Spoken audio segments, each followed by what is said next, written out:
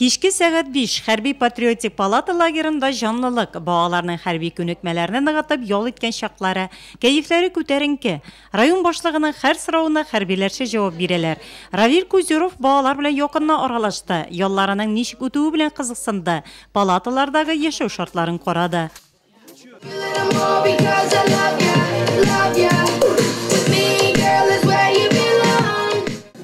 Заречный лагерында да балаларның кичке ашны ашап күңел ачу программасы башланган чак иде.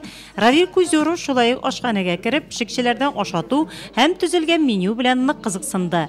Балалар яши торган ишекләрдә булып тору урыннарын карады. Шулай ук хәрби патриотик палата лагерында ял итүче балаларны да һава торышы көйсез тору сәбәпле әлеге ишекләрдә кундырырга кирәклеген ассызыклады.